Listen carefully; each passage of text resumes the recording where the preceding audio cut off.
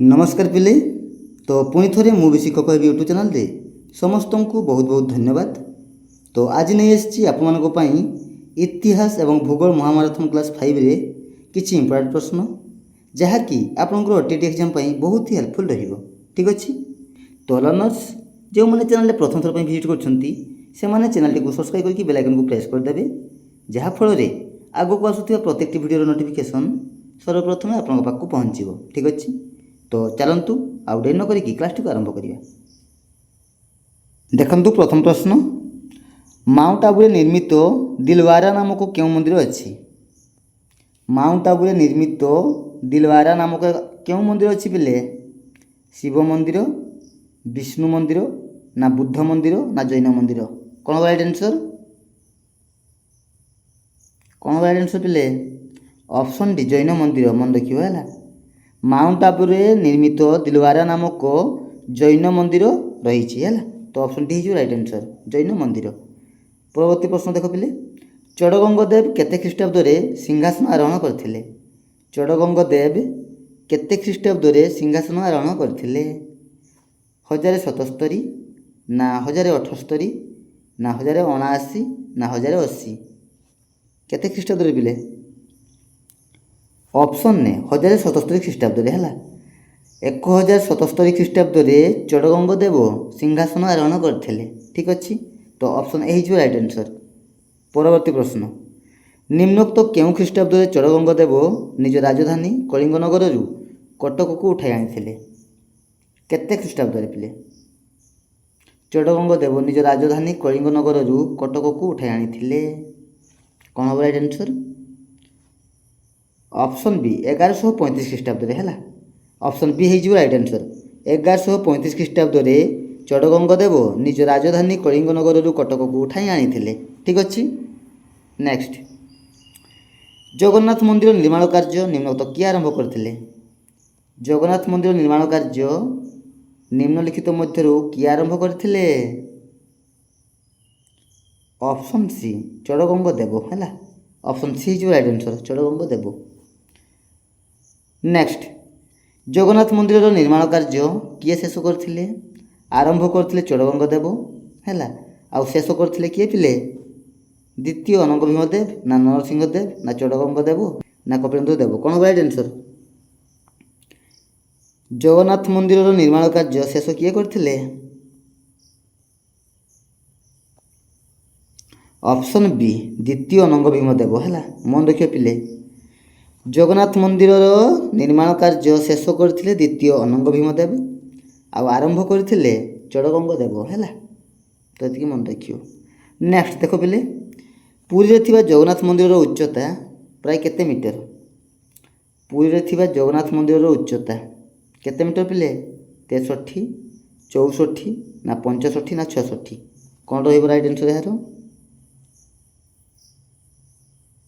Option D 66 metre है।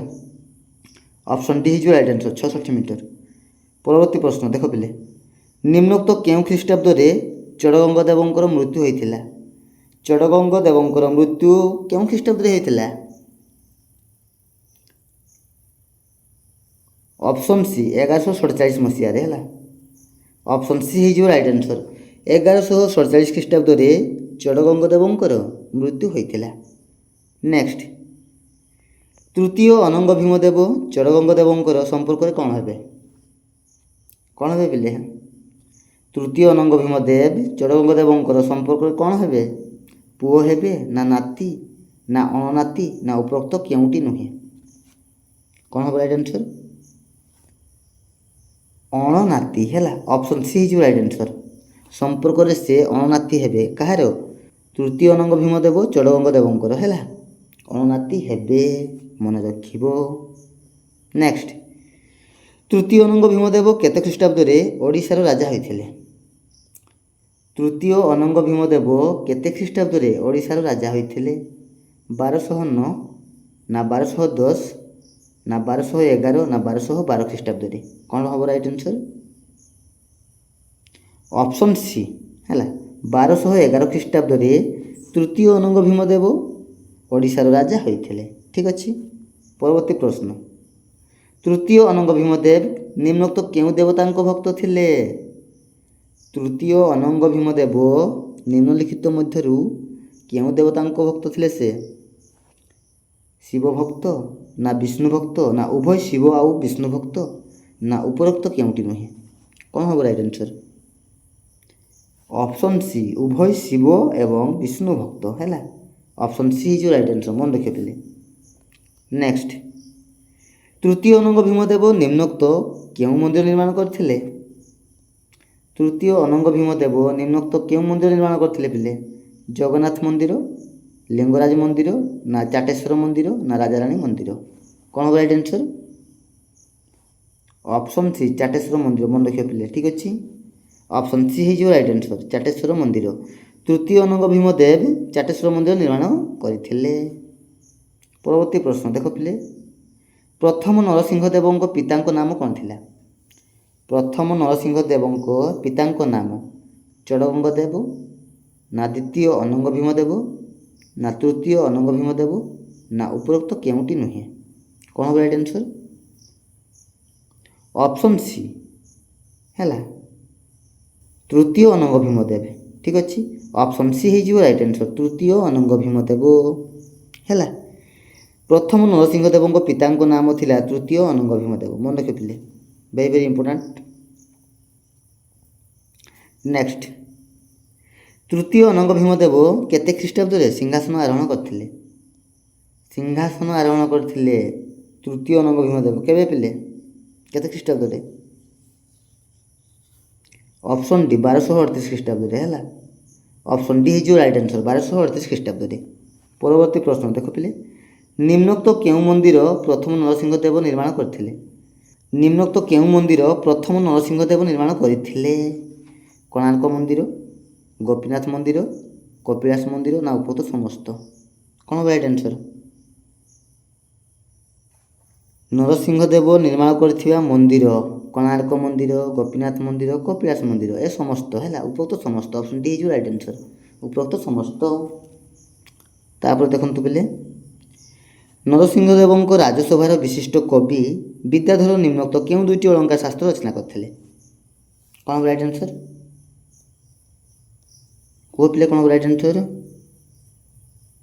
ହଁ, option C ହେଇଯିବ ରାଇଟ୍ ଆନ୍ସର୍ ହେଲା, ଉଭୟ 1 ଏବଂ 2 ଅର୍ଥାତ୍ ଏକା କେଳି ଏବଂ କେଳି ରହସ୍ୟ, ଏହି ଦୁଇଟି ଅଳଙ୍କାର ଶାସ୍ତ୍ର ରଚନା କରିଥିଲେ। କିଏ ଯେ? ନରସିଂହ ଦେବ ହେଲା। ଏକା କେଳି ଆଉ କେଳି ରହସ୍ୟ, ମନେ ରଖିବ ପିଲେ।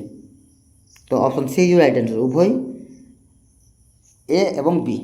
ଠିକ୍ ଅଛି, ଉଭୟ ଏ ଏବଂ ବି, ମନେ ରଖିବ। ପରବର୍ତ୍ତୀ ପ୍ରଶ୍ନ ଦେଖ ପିଲେ, ନିମ୍ନୋକ୍ତ କେଉଁ ନଦୀ ମୁହାଣରେ କୋଣାର୍କ ମନ୍ଦିର ନିର୍ମିତ ହୋଇଥିଲା? କୋଣାର୍କ ମନ୍ଦିର ନିର୍ମିତ ହୋଇଥିଲା କେଉଁ ନଦୀ ମୁହାଣରେ?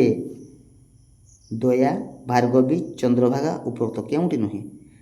ଆମେ ସମସ୍ତେ ଜାଣିଛନ୍ତି ଚନ୍ଦ୍ରଭାଗା ନଦୀ ମୁହାଣରେ କୋଣାର୍କ ମନ୍ଦିର ନିର୍ମିତ ହୋଇଥିଲା, ନୁହଁ? ଚନ୍ଦ୍ରଭାଗା ନଦୀ ମୁହାଣରେ କୋଣାର୍କ ମନ୍ଦିର ନିର୍ମାଣ ହୋଇଥିଲା। ଠିକ୍ ଅଛି, ତ ଅପସନ୍ ସି ହେଇଯିବ ରାଇଟ୍ ଆନ୍ସର୍। ପରବର୍ତ୍ତୀ ପ୍ରଶ୍ନ ଦେଖ ପିଲେ, 1245 ଖ୍ରୀଷ୍ଟାବ୍ଦରେ କୋଣାର୍କ ମନ୍ଦିର ନିର୍ମିତ ହୋଇ କେତେ ଖ୍ରୀଷ୍ଟାବ୍ଦରେ ଶେଷ ହୋଇଥିଲା? 1245 ଖ୍ରୀଷ୍ଟାବ୍ଦରେ କୋଣାର୍କ ମନ୍ଦିର ନିର୍ମିତ ହୋଇ କେତେ ଖ୍ରୀଷ୍ଟାବ୍ଦରେ ଶେଷ ହେଲା? ଅପସନ୍ ଡି, 1256 ଖ୍ରୀଷ୍ଟାବ୍ଦରେ, ମନେ ରଖିବା ପିଲେ। 1245ରେ ଆରମ୍ଭ ହୋଇଥିଲା ଏବଂ 1256ରେ ଶେଷ ହୋଇଥିଲା ହେଲା। ନେକ୍ସଟ, କୋଣାର୍କ ମନ୍ଦିର ନିର୍ମାଣରେ ପ୍ରାୟ କେତେ କୋଟି ଟଙ୍କା ଖର୍ଚ୍ଚ ହୋଇଥିଲା? କୋଣାର୍କ ମନ୍ଦିର ନିର୍ମାଣରେ ପ୍ରାୟ କେତେ କୋଟି ଟଙ୍କା ଖର୍ଚ୍ଚ ହୋଇଥିଲା? ଅପସନ୍ ବି, 40 କୋଟି ଟଙ୍କା ହେଲା। ଅପସନ୍ ବି ହେଇଯିବ ରାଇଟ୍ ଆନ୍ସର୍, 40 କୋଟି ଟଙ୍କା। ତାପରେ ଦେଖ ପିଲେ, କୋଣାର୍କ ମନ୍ଦିରରେ କେଉଁ ଦେବତାଙ୍କର ସିଂହାସନ ଦେଖିବାକୁ ମିଳେ? କୋଣାର୍କ ମନ୍ଦିରରେ କେଉଁ ଦେବତାଙ୍କର ସିଂହାସନ ଦେଖିବାକୁ ମିଳିଥାଏ? ଇନ୍ଦ୍ର ଦେବଙ୍କର ନା ବିଷ୍ଣୁ ଦେବତାଙ୍କର ନା ସୂର୍ଯ୍ୟ ଦେବତାଙ୍କର ନା ବୃହସ୍ପତି? କୋଣାର୍କ ହେଉଛି ସୂର୍ଯ୍ୟ ମନ୍ଦିର, ନୁହଁ କି?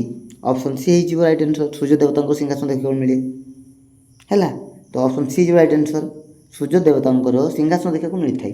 ନେକ୍ସଟ, କୋଣାର୍କ ମନ୍ଦିରର ମୁଖଶାଳାଟି ପ୍ରାୟ କେତେ ମିଟର? କୋଣାର୍କ ମନ୍ଦିରର ମୁଖଶାଳା ପ୍ରାୟ କେତେ ମିଟର? 20 ନା 30 ନା 40 ନା 50? କ'ଣ ହେବ right answer? Option C, 40 metre ହେଲା। Option C is right answer 40 মিଟর।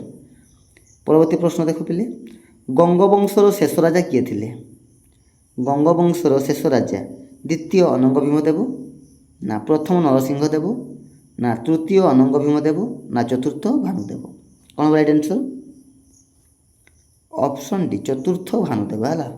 ଗଙ୍ଗବଂଶର ଶେଷ ରାଜା ଥିଲେ ଚତୁର୍ଥ ଭାନୁଦେବ, ମନେ ରଖିବ। ପରବର୍ତ୍ତୀ ପ୍ରଶ୍ନ, ଚତୁର୍ଥ ଭାନୁଦେବଙ୍କ ମୃତ୍ୟୁ କେତେ ଖ୍ରୀଷ୍ଟାବ୍ଦରେ ହୋଇଥିଲା? ଚତୁର୍ଥ ଭାନୁଦେବଙ୍କ ମୃତ୍ୟୁ କେତେ ଖ୍ରୀଷ୍ଟାବ୍ଦରେ ହୋଇଥିଲା ପିଲେ? ଅପସନ୍ ସି ହେଲା 1435 ଖ୍ରୀଷ୍ଟାବ୍ଦରେ। ଚତୁର୍ଥ ଭାନୁଦେବଙ୍କ ମୃତ୍ୟୁ 1435 ଖ୍ରୀଷ୍ଟାବ୍ଦରେ ହୋଇଥିଲା। ଠିକ୍ ଅଛି, ତ ଅପସନ୍ ସି ହେଇଯିବ ରାଇଟ୍ ଆନ୍ସର୍ 1435। ନେକ୍ସଟ ଦେଖ ପିଲେ, ଦିଲ୍ଲୀରେ ତୁର୍କ ସୁଲତାନମାନେ ନିମ୍ନୋକ୍ତ କେତେ ବର୍ଷ ଶାସନ କରିଥିଲେ?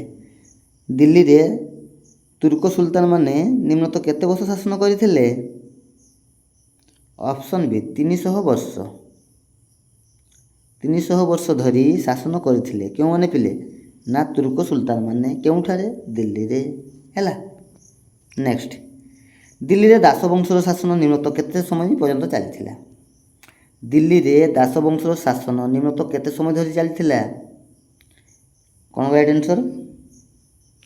ଅପସନ୍ ଡି 1206ରୁ 1290 ଖ୍ରୀଷ୍ଟାବ୍ଦ ପର୍ଯ୍ୟନ୍ତ ହେଲା। ଅପସନ୍ ଡି ହେଇଯିବ ରାଇଟ୍ ଆନ୍ସର୍ 1206ରୁ 1290 ଖ୍ରୀଷ୍ଟାବ୍ଦ, ମନେ ରଖିବ।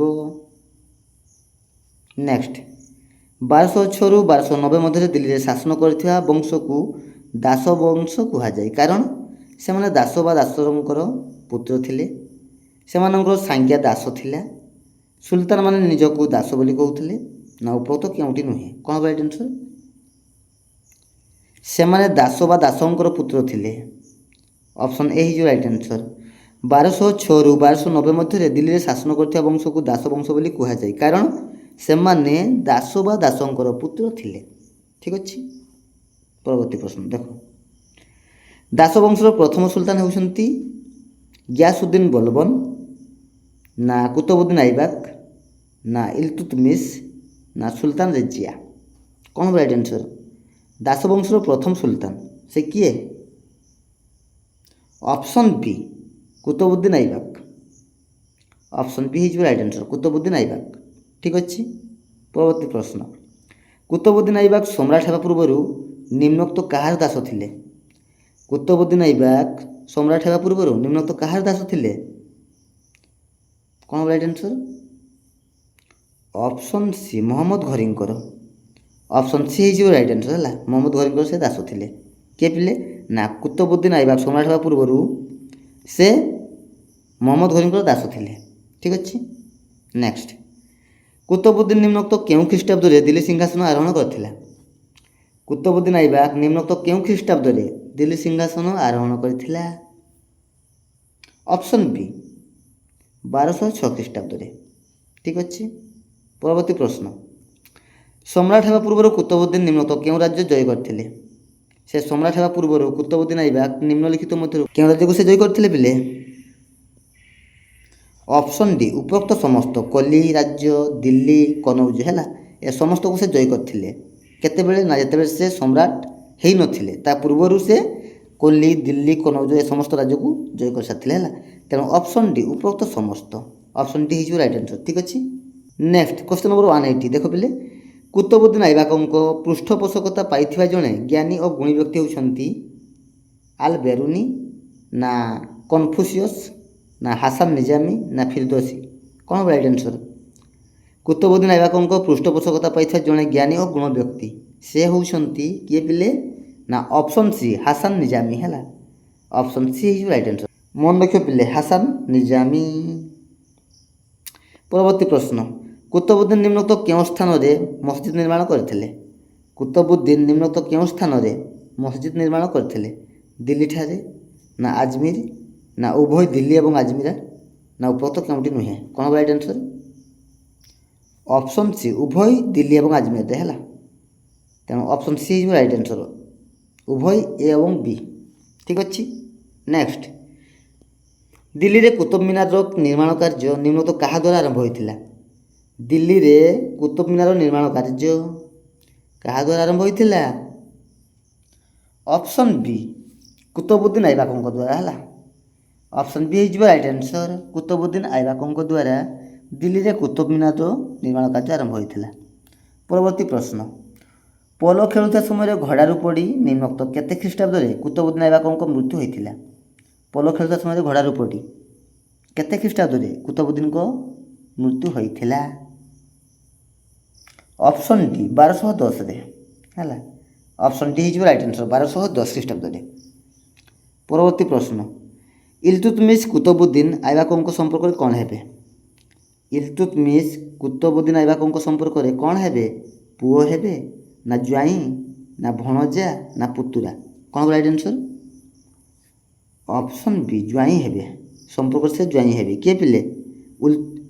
ଇଲତୁତମିଶ ହେଲା। କୁତୁବୁଦ୍ଦିନ ଆଇବାକଙ୍କ ସମ୍ପର୍କରେ ସେ ଜ୍ୱାଇଁ ହେବେ। ମନେ ରଖିବ ପିଲେ। ତାପରେ ଦେଖ ପିଲେ, ଇଲତୁତମିଶ ନିମ୍ନୋକ୍ତ କେତେ ଖ୍ରୀଷ୍ଟାବ୍ଦରେ ସୁଲତାନ ହୋଇଥିଲେ? ଇଲତୁତମିଶ କେଉଁ ଖ୍ରୀଷ୍ଟାବ୍ଦରେ ସେ ସୁଲତାନ ହୋଇଥିଲେ? କେତେ ଖ୍ରୀଷ୍ଟାବ୍ଦରେ ପିଲେ? ଅପସନ୍ ସି 1211ରେ ହେଲା। 1211 ଖ୍ରୀଷ୍ଟାବ୍ଦରେ ଇଲତୁତମିଶ ସୁଲତାନ ହୋଇଥିଲେ। ନେକ୍ସଟ କ୍ୱେଶ୍ଚନ୍ ନମ୍ବର 186, କୁତୁବୁଦ୍ଦିନଙ୍କ ପୁତ୍ରର ନାମ କ'ଣ ଥିଲା? କୁତୁବୁଦ୍ଦିନଙ୍କ ପୁତ୍ରର ନାମ କ'ଣ ଥିଲା ପିଲେ? କ'ଣ ରାଇଟ୍ ଆନ୍ସର୍? ଅପସନ୍ ବି ଆରମ ଶାହା ହେଲା। ଅପସନ୍ ବି ହେଇଯିବ ରାଇଟ୍ ଆନ୍ସର୍, ଆରମ ଶାହା। କୁତୁବୁଦ୍ଦିନଙ୍କ ପୁତ୍ରର ନାମ ଥିଲା ଆରମ ଶାହା। ପରବର୍ତ୍ତୀ ପ୍ରଶ୍ନ, ଇଲତୁତମିଶଙ୍କ ଶାସନ କାଳରେ ନିମ୍ନୋକ୍ତ କେଉଁ ମଙ୍ଗୋଲ ଶାସକ ଭାରତ ଆକ୍ରମଣ କରିଥିଲେ? ଇଲତୁତମିଶଙ୍କ ଶାସନ କାଳରେ ନିମ୍ନୋକ୍ତ କେଉଁ ମଙ୍ଗୋଲ ଶାସକ ଭାରତ ଆକ୍ରମଣ କରିଥିଲେ? କ'ଣ right answer? Option A Genghis Khan ହେଲା। ଅପସନ୍ ଏ ହେଇଯିବ ରାଇଟ୍ ଆନ୍ସର୍, ଚେଙ୍ଗିଜ୍ ଖାଁ। ତାପରେ ଦେଖ ପିଲେ, ଇଲତୁତମିଶ ପ୍ରଚଳନ କରିଥିବା ମୁଦ୍ରାର ନାମ କ'ଣ ଥିଲା? ଇଲତୁତମିଶ ଯେଉଁ ମୁଦ୍ରା ପ୍ରଚଳନ କରିଥିଲେ ତାର ନାମ କ'ଣ ଥିଲା? ରୁପିଆ, ଟଙ୍କା, କଉଡ଼ି, ଉପରୋକ୍ତ କେଉଁଟି ନୁହେଁ? କ'ଣ ରାଇଟ୍ ଆନ୍ସର୍? ଅପସନ୍ ବି ଟଙ୍କା ହେଲା। ଇଲତୁତମିଶ ଯେଉଁ ମୁଦ୍ରାର ପ୍ରଚଳନ କରିଥିଲେ ସେ ମୁଦ୍ରାର ନାମ ଥିଲା ଟଙ୍କା। ଅପସନ୍ ବି ରାଇଟ୍ ଆନ୍ସର୍ ହେଲା। ନେକ୍ସଟ, ଇଲତୁତମିଶଙ୍କର ନିମ୍ନୋକ୍ତ କେତେ ଖ୍ରୀଷ୍ଟାବ୍ଦରେ ମୃତ୍ୟୁ ହୋଇଥିଲା? କେବେ ମୃତ୍ୟୁ ହୋଇଥିଲା ପିଲେ ଇଲତୁତମିଶଙ୍କର? 1231ରେ, ନା 1233, ନା 1236, ନା 38ରେ? କ'ଣ ରାଇଟ୍ ଆନ୍ସର୍ ପିଲେ? ଅପସନ୍ ସି 1236ରେ ହେଲା। 1236 ଖ୍ରୀଷ୍ଟାବ୍ଦରେ ଇଲତୁତମିଶଙ୍କର ମୃତ୍ୟୁ ହୋଇଥିଲା। ନେକ୍ସଟ, ଦିଲ୍ଲୀ ସିଂହାସନରେ ବସିଥିବା ପ୍ରଥମ ଓ ଶେଷ ମୁସଲମାନ ଶାସିକାଙ୍କ ନାମ କ'ଣ? ଦିଲ୍ଲୀ ସିଂହାସନରେ ବସିଥିବା ପ୍ରଥମ ଏବଂ ଶେଷ ମୁସଲମାନ ଶାସିକା, ତାଙ୍କ ନାଁ ହେଉଛି ନୁରଜାହାନ, ନା ରେଜିଆ, ନା ମମତାଜ ମହଲ, ନା ଉପରୋକ୍ତ କେଉଁଟି ନୁହେଁ? କ'ଣ right answer? Option B Razia ହେଲା। ଅପସନ୍ ବି ହେଇଯିବ ରାଇଟ୍ ଆନ୍ସର୍, ରେଜିଆ। ଦିଲ୍ଲୀ ସିଂହାସନରେ ବସିଥିବା ପ୍ରଥମ ଏବଂ ଶେଷ ମୁସଲମାନ ଶାସିକାଙ୍କ ନାମ ହେଉଛି ରେଜିଆ। ମନେ ରଖିବ। ପରବର୍ତ୍ତୀ ପ୍ରଶ୍ନ ଦେଖ ପିଲେ, ରେଜିଆ ନିମ୍ନୋକ୍ତ କେଉଁ ସମୟ ପାଇଁ ଦିଲ୍ଲୀର ସୁଲତାନ ହୋଇଥିଲେ? ରେଜିଆ ନିମ୍ନୋକ୍ତ କେଉଁ ସମୟ ପାଇଁ ଦିଲ୍ଲୀର ସୁଲତାନ ହୋଇଥିଲେ? କ'ଣ ରାଇଟ୍ ଆନ୍ସର୍? ଅପସନ୍ ସି 1236ରୁ 1240 ଖ୍ରୀଷ୍ଟାବ୍ଦ ମଧ୍ୟରେ ହେଲା। 1236ରୁ 1240 ପାଇଁ ଦିଲ୍ଲୀର ସୁଲତାନ ହୋଇଥିଲେ କିଏ? ରେଜିଆ। ଠିକ୍ ଅଛି। ପରବର୍ତ୍ତୀ ପ୍ରଶ୍ନ, ଗିୟାସୁଦ୍ଦିନ ବଲବନ ନିମ୍ନୋକ୍ତ କେଉଁ ସମୟ ମଧ୍ୟରେ ଦିଲ୍ଲୀରେ ଶାସନ କରିଥିଲେ? ଗିୟାସୁଦ୍ଦିନ ବଲବନ ନିମ୍ନଲିଖିତ ମଧ୍ୟରୁ କେଉଁ ସମୟ ମଧ୍ୟରେ ସେ ଦିଲ୍ଲୀରେ ଶାସନ କରିଥିଲେ? ଅପସନ୍ ଏ 1266ରୁ 1287 ମଧ୍ୟରେ ହେଲା। ଅପସନ୍ ଏ ହେଇଯିବ ରାଇଟ୍ ଆନ୍ସର୍। ପରବର୍ତ୍ତୀ ପ୍ରଶ୍ନ, ବଲବନ ରାଜସଭାରେ ସ୍ଥାନ ପାଇଥିବା କବି ହେଉଛନ୍ତି ଡ୍ୟାସ୍? କିଏ ପିଲେ? ବଲବନ ରାଜସଭାରେ ସ୍ଥାନ ପାଇଥିବା କବି ସେ ହେଉଛନ୍ତି ଆଲବେରୁନି, ନା ଫିରଦୋସି, ନା ଅମୀର ଖୁସରୁ, ନା ଉପରୋକ୍ତ କେଉଁଟି ନୁହେଁ? କ'ଣ ରାଇଟ୍ ଆନ୍ସର୍?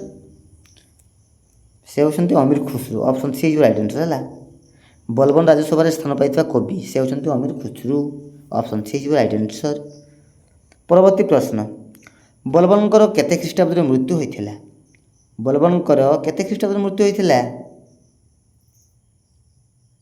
ଅପସନ୍ ସି 1287ରେ ହେଲା। 1287 ବର୍ବନଙ୍କର ମୃତ୍ୟୁ ହୋଇଥିଲା। ଠିକ୍ ଅଛି। ପରବର୍ତ୍ତୀ ପ୍ରଶ୍ନ, ଖିଲିଜି ବଂଶ ନିମ୍ନୋକ୍ତ କେଉଁ ସମୟରେ ଶାସନ କରିଥିଲେ? ଖିଲିଜି ବଂଶ ନିମ୍ନୋକ୍ତ କେଉଁ ସମୟରେ ଶାସନ କରିଥିଲେ? ଅପସନ୍ ସି 1290ରୁ 1320। ଅପସନ୍ ସି 1290ରୁ 1320 ମଧ୍ୟରେ ହେଲା। ଠିକ୍ ଅଛି। ତ ଅପସନ୍ ସି ହେଇଯିବ ରାଇଟ୍ ଆନ୍ସର୍। ପରବର୍ତ୍ତୀ ପ୍ରଶ୍ନ ଦେଖ ପିଲେ, କେତେ ଖ୍ରୀଷ୍ଟାବ୍ଦରେ ଆଲାଉଦ୍ଦିନ ଖିଲିଜି ସିଂହାସନ ଆରୋହଣ କରିଥିଲେ? କେତେ ଖ୍ରୀଷ୍ଟାବ୍ଦରେ ଆଲାଉଦ୍ଦିନ ଖିଲିଜି ସିଂହାସନ ଆରୋହଣ କରିଥିଲେ? ଅପସନ୍ ଡି 1296 ଖ୍ରୀଷ୍ଟାବ୍ଦରେ ହେଲା। ଅପସନ୍ ଡି ହେଇଯିବ ରାଇଟ୍ ଆନ୍ସର୍ 1296ରେ। ମନେ ରଖିବ ପିଲେ। ପରବର୍ତ୍ତୀ ପ୍ରଶ୍ନ, ଆଲାଉଦ୍ଦିନ ଖିଲିଜି କେତେ ବର୍ଷ ଶାସନ କରିଥିଲେ? ଆଲାଉଦ୍ଦିନ ଖିଲିଜି କେତେ ବର୍ଷ ଶାସନ କରିଥିଲେ? ଅପସନ୍ ଏ 20 ବର୍ଷ ହେଲା। ଆଲାଉଦ୍ଦିନ ଖିଲିଜି 20 ବର୍ଷ ଧରି ଶାସନ କରିଥିଲେ। ପରବର୍ତ୍ତୀ ପ୍ରଶ୍ନ, ଆଲାଉଦ୍ଦିନ ନିମ୍ନୋକ୍ତ କ'ଣ ହୋଇ ସମଗ୍ର ପୃଥିବୀକୁ ଶାସନ କରିବାକୁ ଚାହିଁଥିଲେ? ଆଲାଉଦ୍ଦିନ ଖିଲିଜି ନିମ୍ନୋକ୍ତ କ'ଣ ହେଇକି ସମଗ୍ର ପୃଥିବୀକୁ ଶାସନ କରିବାକୁ ଚାହିଁଥିଲେ? ଅଶୋକ ହୋଇ, ନା ଖାରବେଳ ହୋଇ, ନା ଆଲେକଜାଣ୍ଡର ହୋଇ, ନା ଉପରୋକ୍ତ କେଉଁଟି ନୁହେଁ? କ'ଣ ରାଇଟ୍ ଆନ୍ସର୍? ଆଲେକଜାଣ୍ଡର ହୋଇ। ଅପସନ୍ ସି ହେଇଯିବ ରାଇଟ୍ ଆନ୍ସର୍ ହେଲା। ଆଲାଉଦ୍ଦିନ ଖିଲିଜି ଆଲେକଜାଣ୍ଡର ହୋଇ ସମଗ୍ର ପୃଥିବୀକୁ ଶାସନ କରିବାକୁ ଚାହିଁଥିଲେ। ନେକ୍ସଟ, ଆଲାଉଦ୍ଦିନ କାହା ପରାମର୍ଶରେ ପ୍ରଥମେ ସାରା ଭାରତ ଜୟ କରିବାକୁ ନିଷ୍ପତ୍ତି ନେଇଥିଲେ? କାହା ପରାମର୍ଶରେ ପିଲେ? ଆଲ୍ଲା ଉଲ୍ଲମୁଲ୍ଲକ ହେଲା। ତ ଅପସନ୍ ଏ ହେଇଯିବ ରାଇଟ୍ ଆନ୍ସର୍ ଆଲ୍ଲା ଉଲ୍ଲମୁଲ୍ଲକ। ପରବର୍ତ୍ତୀ ପ୍ରଶ୍ନ ଦେଖ ପିଲେ, ଆଲାଉଦ୍ଦିନ ନିମ୍ନୋକ୍ତ କେଉଁ କାର୍ଯ୍ୟଟି ପାଇଁ ଦୃଢ଼ ଇଚ୍ଛା କରିଥିଲେ? ଆଲାଉଦ୍ଦିନ ନିମ୍ନୋକ୍ତ କେଉଁ କାର୍ଯ୍ୟଟି ପାଇଁ ଦୃଢ଼ ଇଚ୍ଛା କରିଥିଲେ? ତୁର୍କ ସାମନ୍ତମାନଙ୍କ କ୍ଷମତା ହ୍ରାସ ପାଇଁ, ନା ଦାକ୍ଷିଣାତ୍ୟ ଓ ରାଜସ୍ଥାନ ବିଜୟ ପାଇଁ, ନା ମଙ୍ଗୋଲ ଶକ୍ତିର ଧ୍ୱଂସ ପାଇଁ, ନା ଉପରୋକ୍ତ ସମସ୍ତ? କ'ଣ ରାଇଟ୍ ଆନ୍ସର୍? ଆଲାଉଦ୍ଦିନ ନିମ୍ନୋକ୍ତ କେଉଁ କାର୍ଯ୍ୟଟି ପାଇଁ ଦୃଢ଼ ଇଚ୍ଛା କରିଥିଲେ ପିଲେ? ନା ଆଲାଉଦ୍ଦିନ ନିମ୍ନଲିଖିତ ତୁର୍କ ସାମନ୍ତମାନଙ୍କ କ୍ଷମତା ହ୍ରାସ, ଦାକ୍ଷିଣାତ୍ୟ ଓ ରାଜସ୍ଥାନ ବିଜୟ, ମଙ୍ଗୋଲ ଶକ୍ତିର ଧ୍ୱଂସ ହେଲା, ଏ ସମସ୍ତ କାର୍ଯ୍ୟ ପାଇଁ ଦୃଢ଼ ଇଚ୍ଛା କରିଥିଲେ ହେଲା। ତ ଉପରୋକ୍ତ ସମସ୍ତ ଅପସନ୍ ଡି ହେଇଯିବ ରାଇଟ୍ ଆନ୍ସର୍। ମନେ ରଖିବେ ପିଲେ, ଆଲାଉଦ୍ଦିନ ନିମ୍ନୋକ୍ତ ତୁର୍କ ସାମନ୍ତମାନଙ୍କ କ୍ଷମତା ହ୍ରାସ, ଦାକ୍ଷିଣାତ୍ୟ ଓ ରାଜସ୍ଥାନ ବିଜୟ ଏବଂ ମଙ୍ଗୋଲ ଶକ୍ତିର ଧ୍ୱଂସ ହେଲା, ଏ ସମସ୍ତ କାର୍ଯ୍ୟ ପାଇଁ ଦୃଢ଼ ଇଚ୍ଛା କରିଥିଲେ। ତେଣୁ ଅପସନ୍ ଡି ଉପରୋକ୍ତ ସମସ୍ତ। ଅପସନ୍ ଡି ହେଇଯିବ ରାଇଟ୍ ଆନ୍ସର୍। ନେକ୍ସଟ, ନିମ୍ନୋକ୍ତ ମଧ୍ୟରୁ କେଉଁଟିକୁ ଦୋଆବ ଅଞ୍ଚଳ କହନ୍ତି? ନିମ୍ନୋକ୍ତ ମଧ୍ୟରୁ କେଉଁଟିକୁ ଦୋଆବ ଅଞ୍ଚଳ କହନ୍ତି? ଗଙ୍ଗା କୂଳର ଅଞ୍ଚଳକୁ, ନା ଯମୁନା କୂଳର ଅଞ୍ଚଳକୁ, ନା ଗଙ୍ଗା ଯମୁନା ମଧ୍ୟବର୍ତ୍ତୀ ଅଞ୍ଚଳକୁ, ନା ଉପରୋକ୍ତ କେଉଁଟି ନୁହେଁ? କ'ଣ right answer? Option C Ganga Yamuna ମଧ୍ୟବର୍ତ୍ତୀ ଅଞ୍ଚଳକୁ ଦୋଆବ ବୋଲି କୁହାଯାଏ ହେଲା। ଦୋଆବ ଅଞ୍ଚଳ ବୋଲି କହନ୍ତି। ଗଙ୍ଗା ଯମୁନା ମଧ୍ୟବର୍ତ୍ତୀ ଅଞ୍ଚଳକୁ ଦୋଆବ ଅଞ୍ଚଳ ବୋଲି କହନ୍ତି। ମନେ ରଖିବେ ପିଲେ। ପରବର୍ତ୍ତୀ ପ୍ରଶ୍ନ, ଆଲାଉଦ୍ଦିନ ଖିଲିଜିଙ୍କ ରାଜତ୍ୱ ସମୟରେ ନିମ୍ନୋକ୍ତ ମଧ୍ୟରୁ କେଉଁଟି ଗୁଜରାଟର ରାଜଧାନୀ ଥିଲା? ଆଲାଉଦ୍ଦିନ ଖିଲିଜିଙ୍କ ରାଜତ୍ୱ ସମୟରେ ନିମ୍ନୋକ୍ତ ମଧ୍ୟରୁ କେଉଁଟି ଗୁଜରାଟର ରାଜଧାନୀ ଥିଲା? ଅପସନ୍ ଏ ଅନହିଲବାରା ହେଲା। ଅନହିଲବାରା ଗୁଜରାଟର ରାଜଧାନୀ ଥିଲା। ମନେ ରଖିବେ ପିଲେ, ଅନହିଲବାରା। ପରବର୍ତ୍ତୀ ପ୍ରଶ୍ନ, ଆଲାଉଦ୍ଦିନ ଖିଲିଜି ନିମ୍ନୋକ୍ତ କେଉଁ ରାଜ୍ୟ ଜୟ କରିଥିଲେ? ଆଲାଉଦ୍ଦିନ ଖିଲିଜି ନିମ୍ନୋକ୍ତ କେଉଁ ରାଜ୍ୟ ଜୟ କରିଥିଲେ? ଗୁଜରାଟ, ମାଳକ, ନା ଉଭୟ ଗୁଜରାଟ ଏବଂ ମାଳକ, ନା ଉପରୋକ୍ତ କେଉଁଟି ନୁହେଁ? କ'ଣ ରାଇଟ୍ ଆନ୍ସର୍? ଆଲାଉଦ୍ଦିନ ଖିଲିଜି ଉଭୟ ଗୁଜରାଟ ଏବଂ ମାଳକ ରାଜ୍ୟକୁ ସେ ଜୟ କରିଥିଲେ ହେଲା। ତେଣୁ ଅପସନ୍ ସି ଏ ଏବଂ ବି ଉଭୟ ରାଇଟ୍ ଆନ୍ସର୍ ହେଇଯିବ ହେଲା। ନେକ୍ସଟ, ରାଜସ୍ଥାନକୁ ନିଜ ଅଧୀନକୁ ଆଣିବା ପାଇଁ ଆଲାଉଦ୍ଦିନ ନିମ୍ନୋକ୍ତ କେଉଁ ଦୁର୍ଗ ଜୟ କରିଥିଲେ? କେଉଁ ଦୁର୍ଗ ଜୟ କରିଥିଲେ ପିଲେ? କ'ଣ ରାଇଟ୍ ଆନ୍ସର୍? ଅପସନ୍ ଡି ଉପରୋକ୍ତ କେଉଁଟି ନୁହେଁ ହେଲା। ରଥମ୍ବର, ଚିତ୍ତର, ଉଭୟ ଏ ଓ ବି ହେଲା, କେଉଁଟି ନୁହେଁ? ତ ଏହାର କରେକ୍ଟ ଆନ୍ସର୍ କ'ଣ ହେବ ତାହା ଆପଣ କମେଣ୍ଟ ସେକ୍ସନରେ ନିଶ୍ଚିତ ରୂପେ ଲେଖି ଜଣାଇବେ। ଠିକ୍ ଅଛି। ରାଜସ୍ଥାନକୁ ନିଜ ଅଧୀନକୁ ଆଣିବା ପାଇଁ ଆଲାଉଦ୍ଦିନ ଖିଲିଜି ଯେଉଁ ଦୁର୍ଗକୁ ଜୟ କରିଥିଲେ ସେ ଦୁର୍ଗର ନାମ କ'ଣ ହେବ ତାହା କମେଣ୍ଟ ବକ୍ସରେ ଆପଣ ଲେଖିକି ଜଣାଇବେ। ଠିକ୍ ଅଛି। ଚାଲ ନେକ୍ସଟ ପ୍ରଶ୍ନ ଦେଖ ପିଲେ, ଆଲାଉଦ୍ଦିନ ଖିଲିଜି ଚିତ୍ତୋର ଦୁର୍ଗ କାହିଁକି ଆକ୍ରମଣ କରିଥିଲେ? ଆଲାଉଦ୍ଦିନ ଖିଲିଜି ଚିତ୍ତୋର ଦୁର୍ଗ କାହିଁକି ଆକ୍ରମଣ କରିଥିଲେ? ରାଜସ୍ଥାନକୁ ନିଜ ଅଧୀନକୁ ଆଣିବା ପାଇଁ, ନା ରାଣୀ ପଦ୍ମିନୀଙ୍କୁ ପାଇବା ପାଇଁ, ନା ଉଭୟ ଏ ଓ ବି, ନା ଉପରୋକ୍ତ କେଉଁଟି ନୁହେଁ? କ'ଣ ହେବ right answer?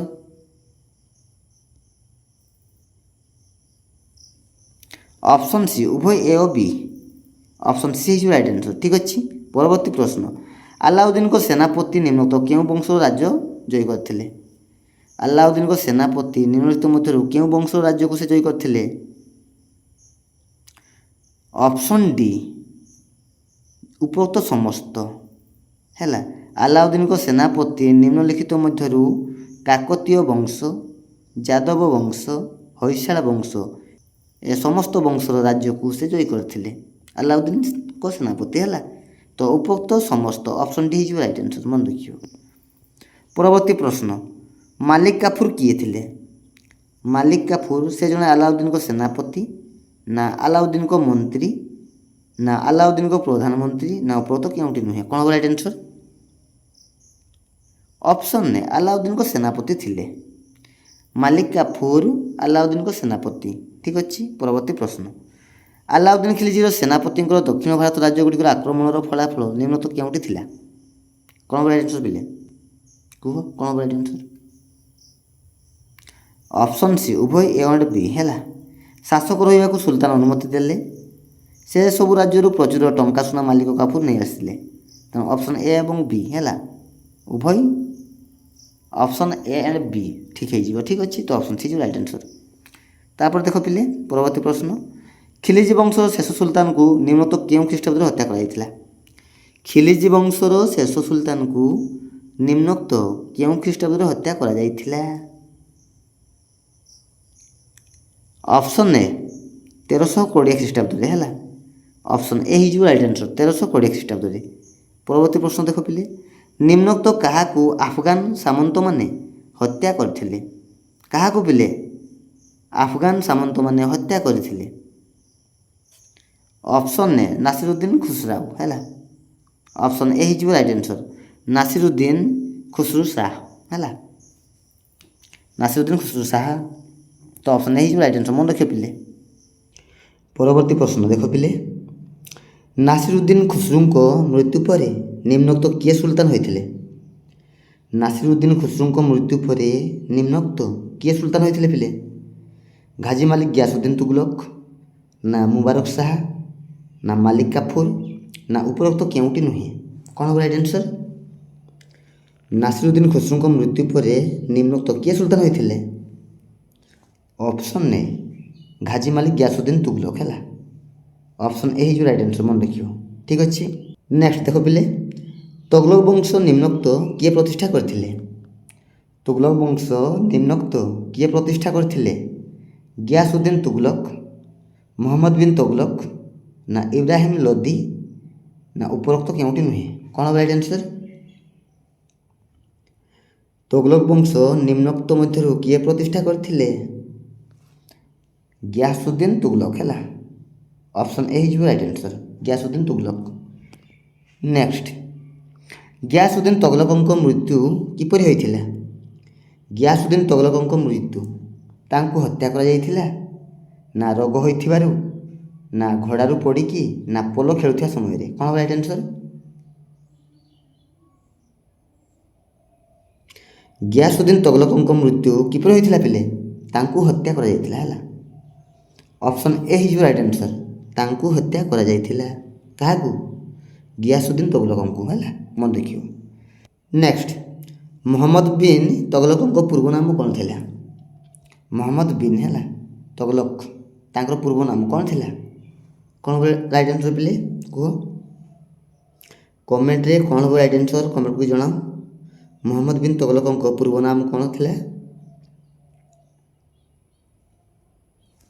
Juna Khan. Option B. ହେଲା, ଅପସନ୍ ବି ହେଇଯିବ ରାଇଟ୍ ଆନ୍ସର୍। ମହମ୍ମଦ ବିନ୍ ତୁଗଲକଙ୍କ ପୂର୍ବ ନାମ ଥିଲା ଜୁନା ଖାଁ। ନେକ୍ସଟ ଦେଖ ପିଲେ, ମହମ୍ମଦ ବିନ୍ ତୁଗଲକଙ୍କ ରାଜତ୍ୱ ସମୟରେ ଉତ୍ତର ଆଫ୍ରିକାରୁ ଭାରତକୁ ନିମ୍ନୋକ୍ତ କେଉଁ ପର୍ଯ୍ୟଟକ ଆସିଥିଲେ? ମହମ୍ମଦ ବିନ୍ ତୁଗଲକଙ୍କ ରାଜତ୍ୱ ସମୟରେ ଉତ୍ତର ଆଫ୍ରିକାରୁ ଭାରତକୁ ନିମ୍ନୋକ୍ତ କେଉଁ ପର୍ଯ୍ୟଟକ ଆସିଥିଲେ? କ'ଣ ହେବ ରାଇଟ୍ ଆନ୍ସର୍?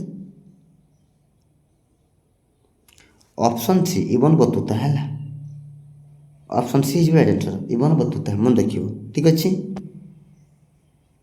ନେକ୍ସଟ ଦେଖ ପିଲେ, କୋରିଓଲିସ୍ ବଳ ହେଲା କେଉଁ ଅଞ୍ଚଳରେ ଶୂନ ହୋଇଥାଏ? ମେରୁ ନା କର୍କଟ କ୍ରାନ୍ତି ନା ବିଷୁବ ଅଞ୍ଚଳ ନା ଉତ୍ତର ମେରୁ? କ'ଣ ହେବ ରାଇଟ୍ ଆନ୍ସର୍ ପିଲେ? କୋରିଓଲିସ୍ ବଳ କେଉଁ ଅଞ୍ଚଳରେ ଶୂନ ହୋଇଥାଏ? ମେରୁ ନା କର୍କଟ କ୍ରାନ୍ତି ନା ବିଷୁବ ଅଞ୍ଚଳ ନା ଉତ୍ତର ମେରୁ? କ'ଣ ହେବ ରାଇଟ୍ ଆନ୍ସର୍? ଅପସନ୍ ସି ବିଷୁବ ଅଞ୍ଚଳରେ ହେଲା। କୋରିଓଲିସ୍ ବଳ ବିଷୁବ ଅଞ୍ଚଳରେ ଶୂନ ହୋଇଥାଏ ମନେ ରଖିବ। ନେକ୍ସଟ କ୍ୱେଶ୍ଚନ୍ ନମ୍ବର 2 ଦେଖ ପିଲେ, ପବନର ଗତି ମାପିବା ପାଇଁ କେଉଁ ଯନ୍ତ୍ର ବ୍ୟବହୃତ କରାଯାଏ? ପବନର ଗତି ମାପିବା ପାଇଁ କେଉଁ ଯନ୍ତ୍ର ବ୍ୟବହୃତ କରାଯାଏ? କ'ଣ ହେବ ରାଇଟ୍ ଆନ୍ସର୍? ପବନ ଚକି, ବ୍ୟାରୋମିଟର, ଆନିମୋମିଟର ନା ସ୍ପିଡୋମିଟର? କ'ଣ ହେବ ରାଇଟ୍ ଆନ୍ସର୍? ପବନର ଗତିକୁ ମାପିବା ପାଇଁ କେଉଁ ଯନ୍ତ୍ର ବ୍ୟବହୃତ କରାଯାଏ? ଅପସନ୍ ସି ଆନିମୋମିଟର ହେଲା। ପବନର ଦିଗକୁ ମାପିବା ପାଇଁ ଆନିମୋମିଟର ଯନ୍ତ୍ରର ବ୍ୟବହୃତ ହୋଇଥାଏ ହେଲା।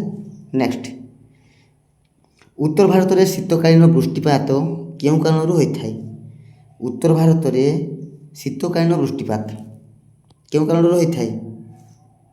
ପରିଚଳନ ବୃଷ୍ଟିପାତ ନା ବାତାବର୍ତ୍ତ ଜନିତ ବୃଷ୍ଟିପାତ ନା ଶୈଳକ୍ଷେପ ବୃଷ୍ଟିପାତ ନା ଉଭୟ ଏ ଓ ସି? କ'ଣ ହେବ ରାଇଟ୍ ଆନ୍ସର୍ ପିଲେ? ଅପସନ୍ ବି ବାତାବର୍ତ୍ତ ଜନିତ ବୃଷ୍ଟିପାତ। ଅପସନ୍ ବି ହେଇଯିବ ରାଇଟ୍ ଆନ୍ସର୍ ହେଲା। ବାତାବର୍ତ୍ତ ଜନିତ ବୃଷ୍ଟିପାତ। ନେକ୍ସଟ, ସ୍ଥଳବାୟୁ କେଉଁ ଅଞ୍ଚଳରେ ପ୍ରବାହିତ ହୋଇଥାଏ? ସ୍ଥଳବାୟୁ କେଉଁ ଅଞ୍ଚଳରେ ପ୍ରବାହିତ ହୋଇଥାଏ? ସମୁଦ୍ରରୁ ସ୍ଥଳଭାଗକୁ ନା ସ୍ଥଳଭାଗରୁ ସମୁଦ୍ର ଭାଗକୁ ନା ସମୁଦ୍ର କୂଳରେ ଉପରି ଭାଗରେ ନା କୌଣସିଟି ଠିକ୍ ନୁହେଁ? କ'ଣ ହେବ ରାଇଟ୍ ଆନ୍ସର୍? ସ୍ଥଳବାୟୁ କେଉଁ ଅଞ୍ଚଳରେ ପ୍ରବାହିତ ହୋଇଥାଏ? ଅପସନ୍ ବି ସ୍ଥଳଭାଗରୁ ସମୁଦ୍ର ଭାଗକୁ ହେଲା। ଅପସନ୍ ବି ହେଇଯିବ ରାଇଟ୍ ଆନ୍ସର୍, ସ୍ଥଳଭାଗରୁ ସମୁଦ୍ର ଭାଗକୁ। ନେକ୍ସଟ, ଗ୍ରହୀୟ ବାୟୁ କାହାକୁ କୁହାଯାଏ? ଗ୍ରହୀୟ ବାୟୁ କାହାକୁ କୁହାଯାଏ? ଉଚ୍ଚ ଅକ୍ଷାଂଶରୁ ନିମ୍ନ ଅକ୍ଷାଂଶକୁ ପ୍ରବାହିତ ବାୟୁ ନା ସ୍ଥାୟୀ ଭାବରେ ଗୁରୁଚାପ ବଳୟରୁ ଲଘୁଚାପ ବଳୟ ଆଡ଼କୁ ପ୍ରବାହିତ ବାୟୁ ନା ଉଭୟ ଏ ଓ ବି ନା କୌଣସିଟି ଠିକ୍ ନୁହେଁ? କ'ଣ ହେବ ରାଇଟ୍ ଆନ୍ସର୍? ଅପସନ୍ ବି ସ୍ଥାୟୀ ଭାବରେ ଗୁରୁଚାପ ବଳୟରୁ ଲଘୁଚାପ ବଳୟ ଆଡ଼କୁ ପ୍ରବାହିତ ବାୟୁ। ଠିକ୍ ଅଛି। ନେକ୍ସଟ, କେଉଁ ଅଞ୍ଚଳରେ ଅତି ଶୁଖିଲା ଓ ଥଣ୍ଡା ବାୟୁ ବରା ପ୍ରବାହିତ?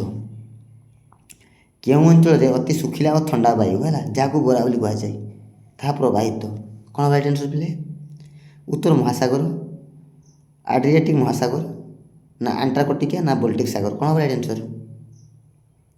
ଅପସନ୍ ବି ଆଡ୍ରିଆଟିକ୍ ସାଗର ହେଲା। ଅପସନ୍ ବି ହେଇଯିବ ରାଇଟ୍ ଆନ୍ସର୍। ପରବର୍ତ୍ତୀ ପ୍ରଶ୍ନ, ଉତ୍ତର ସାହାରା ମରୁଭୂମିରୁ ପ୍ରବାହିତ ଉତ୍ତପ୍ତ ଶୁଖିଲା ଓ ଧୂଳିପୂର୍ଣ୍ଣ ବାୟୁ ପ୍ରବାହକୁ କ'ଣ କୁହାଯାଏ? ଉତ୍ତର ସାହାରା ମରୁଭୂମିରୁ ପ୍ରବାହିତ ଉତ୍ତପ୍ତ ଶୁଖିଲା ଓ ଧୂଳିପୂର୍ଣ୍ଣ ବାୟୁ ପ୍ରବାହକୁ କ'ଣ କୁହାଯାଏ? ବ୍ଲିଜାର୍ଡ, ପୁର୍ଗା, ସିରୋକ୍ଲ ନା ମିଷ୍ଟ୍ରାଲ? କ'ଣ ହେବ ରାଇଟ୍ ଆନ୍ସର୍? ଅପସନ୍ ସି ସିରୋକ୍ଲ ବୋଲି କୁହାଯାଏ ହେଲା। ଅପସନ୍ ସି ହେଇଯିବ ରାଇଟ୍ ଆନ୍ସର୍, ସିରୋକ୍ଲ। ପରବର୍ତ୍ତୀ ପ୍ରଶ୍ନ, କେଉଁଟି ବାୟୁମଣ୍ଡଳର ସର୍ବନିମ୍ନ ସ୍ତର? ନିମ୍ନଲିଖିତ ମଧ୍ୟରୁ କେଉଁଟି ପିଲେ ବାୟୁମଣ୍ଡଳର ସର୍ବନିମ୍ନ ସ୍ତର? କ'ଣ ହେବ right answer? Option A troposphere. Option A ହେଇଯିବ ରାଇଟ୍ ଆନ୍ସର୍, ଟ୍ରୋପୋସ୍ଫିୟର। ନେକ୍ସଟ, ଉତ୍ତର ଆମେରିକାର ପାର୍ବତ୍ୟାଞ୍ଚଳର ଅନୁବାତ ପାର୍ଶ୍ୱରେ ପ୍ରବାହିତ ହେଉଥିବା ଉତ୍ତପ୍ତ ଓ ଶୁଖିଲା ବାୟୁର ସ୍ଥାନୀୟ ନାମ କ'ଣ? ଉତ୍ତର ଆମେରିକାର ପାର୍ବତ୍ୟାଞ୍ଚଳର ଅନୁବାତ ପାର୍ଶ୍ୱରେ ପ୍ରବାହିତ ହେଉଥିବା ଉତ୍ତପ୍ତ ଓ ଶୁଖିଲା ବାୟୁର ସ୍ଥାନୀୟ ନାମ ବ୍ଲିଜାର୍ଡ, ହାର୍ମାଟାନ୍, ଚିନୁକ୍ ନା ଲୁ? କ'ଣ ହେବ right answer? Option C Chinook ବୋଲି କୁହାଯାଏ ହେଲା। ଅପସନ୍ ସି ହେଇଯିବ ରାଇଟ୍ ଆନ୍ସର୍, ଚିନୁକ୍। ମନେ ରଖିବ। ନେକ୍ସଟ, କେଉଁ ଅଞ୍ଚଳରେ ବାଣିଜ୍ୟ ବାୟୁ ପ୍ରବାହିତ ହୋଇଥାଏ? କେଉଁ ଅଞ୍ଚଳରେ ବାଣିଜ୍ୟ ବାୟୁ ପ୍ରବାହିତ ହୋଇଥାଏ? କ'ଣ ହେବ ରାଇଟ୍ ଆନ୍ସର୍? ଅପସନ୍ ଏ ଉପକ୍ରାନ୍ତୀୟ ଗୁରୁଚାପ ବଳୟରୁ ନିରକ୍ଷୀୟ ଲଘୁଚାପ ବଳୟ ହେଲା। ଏହି ଅଞ୍ଚଳରେ କ'ଣ ହୋଇଥାଏ ନା ବାଣିଜ୍ୟ ବାୟୁ ପ୍ରବାହିତ ହୋଇଥାଏ। ଠିକ୍ ଅଛି। ନେକ୍ସଟ, କେଉଁ ଉକ୍ତିଟି ଜେଟ୍ ଷ୍ଟ୍ରିମ୍ ସମ୍ବନ୍ଧରେ ଭୁଲ ତଥ୍ୟ ପ୍ରଦାନ କରୁଛି? କେଉଁ ଉକ୍ତିଟି ଜେଟ୍ ଷ୍ଟ୍ରିମ୍ ସମ୍ବନ୍ଧରେ ଭୁଲ ତଥ୍ୟ ପ୍ରଦାନ କରୁଛି? କ'ଣ ହେବ ରାଇଟ୍ ଆନ୍ସର୍ ପିଲେ କୁହ? ଅପସନ୍ ଡି ହେଲା, ଏହା ଏକ ଋତୁକାଳୀନ ବାୟୁ ପ୍ରବାହ। ମନେ ରଖିବ ପିଲେ, ଏହା ଏକ ଋତୁକାଳୀନ ବାୟୁ ପ୍ରବାହ। ଅପସନ୍ ଡି ଯିବ ରାଇଟ୍ ଆନ୍ସର୍ ହେଲା। ନେକ୍ସଟ, କେଉଁଟି ସ୍ଥାନୀୟ ବାୟୁ ପ୍ରବାହର ଉଦାହରଣ ନୁହେଁ? କେଉଁଟି ସ୍ଥାନୀୟ ବାୟୁ ପ୍ରବାହର ଉଦାହରଣ ନୁହେଁ? କ'ଣ ରାଇଟ୍ ଆନ୍ସର୍? ଅପସନ୍ ଡି ବାଣିଜ୍ୟ ବାୟୁ। ଅପସନ୍ ଡି ହେଇଯିବ ରାଇଟ୍ ଆନ୍ସର୍, ବାଣିଜ୍ୟ ବାୟୁ। ଠିକ୍ ଅଛି। ନେକ୍ସଟ, ନିମ୍ନୋକ୍ତ କେଉଁଟି ସବୁଜ ଗୃହ ଗ୍ୟାସ୍ ନୁହେଁ? ନିମ୍ନୋକ୍ତ କେଉଁଟି ସବୁଜ ଗୃହ ଗ୍ୟାସ୍ ନୁହେଁ? ଅପସନ୍ ଡି ଉଦ୍ଯାନ ହେଲା। ଅପସନ୍ ଡି ହେଇଯିବ ରାଇଟ୍ ଆନ୍ସର୍, ଉଦ୍ଯାନ। ନେକ୍ସଟ, ନିମ୍ନୋକ୍ତ କେଉଁଟି ପାଣିପାଗ ଓ ଜଳବାୟୁର ନିୟାମକ ନୁହେଁ? ନିମ୍ନୋକ୍ତ କେଉଁଟି ପିଲେ ପାଣିପାଗ ଓ ଜଳବାୟୁର ନିୟାମକ ନୁହେଁ? Option B ଦ୍ରାଘିମା। ଅପସନ୍ ବି ହେଇଯିବ ରାଇଟ୍ ଆନ୍ସର୍ ହେଲା। ନେକ୍ସଟ, କେଉଁଟି ପାଣିପାଗ ଓ ଜଳବାୟୁର ନିୟାମକ ନୁହେଁ? କେଉଁଟି ପାଣିପାଗ ଓ ଜଳବାୟୁର ନିୟାମକ ନୁହେଁ? ଅପସନ୍ ଡି ଉପରୋକ୍ତ ସବୁତକ ଠିକ୍, ମାନେ ତାନ ଓ ଚାପ, ବାୟୁ ଓ ଆର୍ଦ୍ରତା, ବୃଷ୍ଟିପାତ ଓ ମେଘାଚ୍ଛନ୍ନ ହେଲା, ଏ ସମସ୍ତ ପାଣିପାଗ ଓ ଜଳବାୟୁର ନିୟାମକ ନୁହେଁ। ତ ଅପସନ୍ ଡି ହେଇଯିବ ରାଇଟ୍ ଆନ୍ସର୍, ଉପରୋକ୍ତ ସମସ୍ତ। ଠିକ୍ ଅଛି। ନେକ୍ସଟ, ସୂର୍ଯ୍ୟଙ୍କ ଠାରୁ ଆସୁଥିବା ମୋଟ ସୌରତାପର କେତେ ପରିମାଣରେ ପୃଥିବୀ ଗ୍ରହଣ କରିଥାଏ? ସୂର୍ଯ୍ୟଙ୍କ ଠାରୁ ଆସୁଥିବା ମୋଟ ସୌରତାପର କେତେ ପରିମାଣରେ ପୃଥିବୀ ଗ୍ରହଣ କରିଥାଏ ପିଲେ? ଅପସନ୍ 51% ହେଲା। ଶତକଡ଼ା 51 ହେଲା। ସୂର୍ଯ୍ୟଙ୍କ ଠାରୁ ଆସୁଥିବା ମୋଟ ସୌରତାପର 51% ପୃଥିବୀ ଗ୍ରହଣ କରିଥାଏ। ଠିକ୍ ଅଛି। ନେକ୍ସଟ, କେଉଁ ଗ୍ୟାସ୍ ମାରାତ୍ମକ ସୌର ରଶ୍ମିରୁ ପୃଥିବୀକୁ ରକ୍ଷା କରିଥାଏ? କେଉଁ ଗ୍ୟାସ୍ ମାରାତ୍ମକ ସୌର ରଶ୍ମିରୁ ପୃଥିବୀକୁ ରକ୍ଷା କରେ? Option B option B ozone ହେଲା। ଅପସନ୍ ବି ହେଇଯିବ ରାଇଟ୍ ଆନ୍ସର୍, ଓଜୋନ। ମନେ ରଖିବ। ନେକ୍ସଟ, ନିମ୍ନୋକ୍ତ କେଉଁ ଗ୍ୟାସ୍ଟି ବାୟୁମଣ୍ଡଳରେ ସର୍ବାଧିକ ପରିମାଣରେ ଉପଲବ୍ଧ? ନିମ୍ନୋକ୍ତ କେଉଁ ଗ୍ୟାସ୍ଟି ବାୟୁମଣ୍ଡଳରେ ସର୍ବାଧିକ ପରିମାଣରେ ଉପଲବ୍ଧ? ଅପସନ୍ ସି ଓଜୋନ ହେଲା। Ozone gas. ମନେ ରଖିବ ପିଲେ, ଅପସନ୍ ସି ହେଇଯିବ ରାଇଟ୍ ଆନ୍ସର୍। ପରବର୍ତ୍ତୀ ପ୍ରଶ୍ନ ଦେଖ ପିଲେ, ବାୟୁମଣ୍ଡଳର କେଉଁ ଅଂଶରେ ପାଣିପାଗ ସମ୍ବନ୍ଧୀୟ ଘଟଣାବଳୀ ସମ୍ପାଦିତ ହୋଇଥାଏ? ବାୟୁମଣ୍ଡଳର କେଉଁ ଅଂଶରେ ପାଣିପାଗ ସମ୍ବନ୍ଧୀୟ ଘଟଣାବଳୀ ସମ୍ପାଦିତ ହୋଇଥାଏ? Option D troposphere. Option D ହେଇଯିବ ରାଇଟ୍ ଆନ୍ସର୍, ଟ୍ରୋପୋସ୍ଫିୟର। ପରବର୍ତ୍ତୀ ପ୍ରଶ୍ନ, ବୃଷ୍ଟିଛାୟା ଅଞ୍ଚଳ କେଉଁ ପ୍ରକାର ବୃଷ୍ଟିପାତ ସୃଷ୍ଟି କରିଥାଏ? ବୃଷ୍ଟିଛାୟା ଅଞ୍ଚଳ କେଉଁ ପ୍ରକାର ବୃଷ୍ଟିପାତ ସୃଷ୍ଟି କରିଥାଏ ପିଲେ? ଅପସନ୍ ବି ଶୈଳକ୍ଷେପ ବୃଷ୍ଟିପାତ ହେଲା। ଅପସନ୍ ବି ହେଇଯିବ ରାଇଟ୍ ଆନ୍ସର୍, ଶୈଳକ୍ଷେପ ବୃଷ୍ଟିପାତ। ତ ପିଲେ ଏଇ ଥିଲା ଇତିହାସ ଏବଂ ଭୂଗୋଳରୁ ଆପଣମାନଙ୍କ ପାଇଁ କିଛି ଇମ୍ପୋର୍ଟାଣ୍ଟ ପ୍ରଶ୍ନ। ତ ପ୍ରତିଟି ପ୍ରଶ୍ନକୁ ମନେ ରଖିବା ପାଇଁ ଚେଷ୍ଟା କରିବେ। ଠିକ୍ ଅଛି। ତ ଆଉ ଗୋଟେ ନୂଆ ଭିଡ଼ିଓ ଦେଖା ହେବା। ସେ ପର୍ଯ୍ୟନ୍ତ ରହୁଛି। ଧନ୍ୟବାଦ। ଜୟ ଜଗନ୍ନାଥ।